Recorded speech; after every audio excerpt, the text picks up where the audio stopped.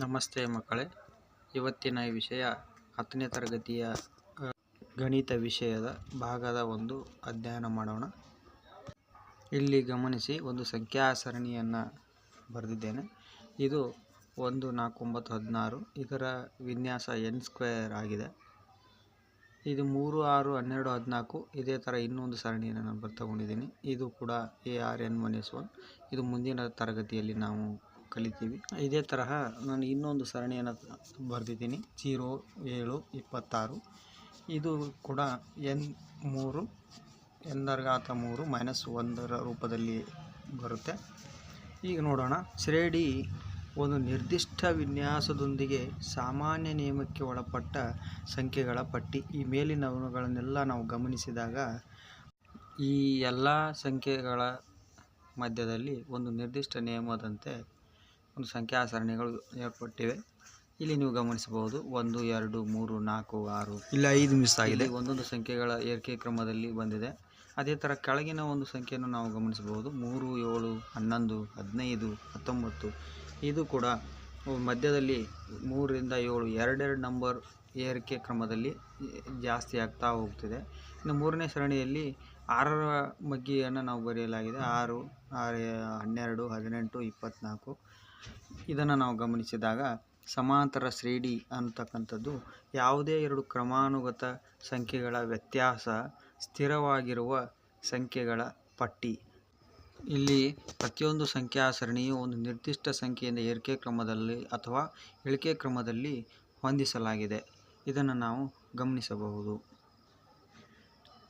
ಹಾಗಾದರೆ ಸಮಾಂತರ ಅಂದರೆ ಸಮ ಪ್ಲಸ್ ಅಂತರ ಎಂದು ನಾವು ಹೇಳ್ಬೋದು ಮಕ್ಕಳೇ. ಇಲ್ಲಿ ಸಮಾಂತರದ ಬಗ್ಗೆ ನಾವು ನೋಡೋದಾದರೆ, ನಾನು ಇಲ್ಲಿ 2, 4, 6, 8, 10 ಅಥವಾ ಮಗ್ಗಿಯನ್ನು ಬರೆದಿದ್ದೀನಿ.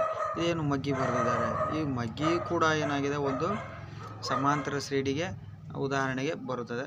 ಉದಾಹರಣೆ ನೋಡೋಣ. ಈಗ 2, 4, 6 ಅಂತಕ್ಕಂಥದ್ದು ನಾವು 4 ರಿಂದ 2 ಕಳೆದಾಗ 2, 6 ರಿಂದ 4 ಕಳೆದಾಗ 2, 12 ನಂಬರಿಂದ 10 ಸಂಖ್ಯೆಯನ್ನು ನಾವು ಕಳೆದಾಗ 2 ಬರುತ್ತದೆ. ಅದೇ ಥರ ಇನ್ನು ಉಳಿದ ಬೇರೆ ಬೇರೆ ನಂಬರ್ಗಳನ್ನು ನೋಡಿದಾಗ ಬೇರೆ ಸಂಖ್ಯೆಗಳಲ್ಲಿ 14 ರಿಂದ 12 ಕಳೆದರೆ 2, 16 ರಿಂದ 14 ಕಳೆದಾಗ 2, 18 ರಿಂದ 16 ಕಳೆದಾಗ ಕೂಡ 2 ಬರುತ್ತದೆ. ಇಲ್ಲಿ ನಾವು ಗಮನಿಸಬಹುದು, ಎರಡನೇ ಸಂಖ್ಯೆಯಿಂದ ಮೊದಲನೇ ಸಂಖ್ಯೆಯನ್ನು ಕಳೆದಾಗ ಬರುವಂತಹ ಒಂದು ನಿರ್ದಿಷ್ಟ ಸಂಖ್ಯೆಯು 2, 2, 2. ಹಾಗಾಗಿ ಈ 2 ಅಂತಕ್ಕಂಥದ್ದು ಇಲ್ಲಿ ನಮಗೆ ಕಾಮನ್ ಡಿಫ್ರೆನ್ಸ್, ಅಂದರೆ ನಮಗೆ ಇದನ್ನು ಸಾಮಾನ್ಯ ವ್ಯತ್ಯಾಸ ಅಂತ ನಾವು ಇದರಲ್ಲಿ ಹೇಳ್ತೀವಿ. ಇದನ್ನು D ಇಂದ ನಾವು ಸೂಚಿಸ್ತೀವಿ. ಇನ್ನು ಈ ಸರಣಿಯಲ್ಲಿ ಬಂದಿರತಕ್ಕಂಥ ಮೊದಲನೇ ಸಂಖ್ಯೆಯನ್ನು ಫಸ್ಟ್ ಟರ್ಮ್, ಅಂದರೆ ಮೊದಲನೇ ಪದ ಅಂತ ನಾವು ಹೇಳ್ತೀವಿ. ಅದನ್ನು A ಇಂದ ನಾವು ಸೂಚಿಸ್ತೀವಿ. ಇಲ್ಲಿ ನಾವು ನೋಡಬಹುದು, ಈ ಸರಣಿಯಲ್ಲಿ 2 ಅನ್ನುವಂಥದ್ದು ಸಮಾಂತರವಾಗಿದೆ. ಇಲ್ಲಿ ವೀಕ್ಷಿಸಿ ಮಕ್ಕಳೇ. A1, A2, A3... AN ಇದು ಸಮಾಂತರ ಶ್ರೇಣಿಯಾದರೆ ಇದರಲ್ಲಿ ನಾವು ಗಮನಿಸಬಹುದು, A1 ಅನ್ನುವಂಥದ್ದು ಮೊದಲನೇ ಪದ ಆಗಿರುತ್ತೆ, A2 ಅನ್ನುವಂಥದ್ದು ಎರಡನೇ ಪದ ಆಗಿರುತ್ತೆ, A3 ಅನ್ನುವಂಥದ್ದು ಮೂರನೇ ಪದ ಆಗಿರುತ್ತೆ. ಹಾಗೆಯೇ AN ಅನ್ನುವಂಥದ್ದು n ಪದ ಆಗಿರುತ್ತೆ. AN ಅನ್ನುವುದು nನೇ ಪದ. ಹೀಗೆ ಈಗ ನಾವು D ಯ ಬಗ್ಗೆ ವೀಕ್ಷಿಸೋಣ. D ಸಾಮಾನ್ಯ ವ್ಯತ್ಯಾಸದ ಬಗ್ಗೆ ನೋಡಿದಾಗ, ಸಾಮಾನ್ಯ ವ್ಯತ್ಯಾಸ D ನ ಸೂತ್ರ D = A2 - A1, ಅಂದರೆ ಎರಡನೇ ಪದದಿಂದ ಮೊದಲನೇ ಪದವನ್ನು ನಾವು ಕಳೆಯಬೇಕು.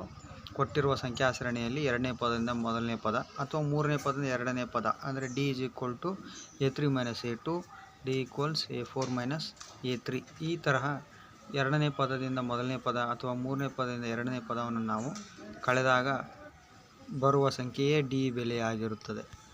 ಇಲ್ಲಿಯವರೆಗೂ ನಾವು A ಮತ್ತು D ಗಳ ಬಗ್ಗೆ ತಿಳಿದುಕೊಂಡ್ವಿ. ಇನ್ನುಳಿದ ಭಾಗವನ್ನು ನಾವು ಮುಂದಿನ ಭಾಗದಲ್ಲಿ ವೀಕ್ಷಿಸೋಣ. ಧನ್ಯವಾದಗಳು.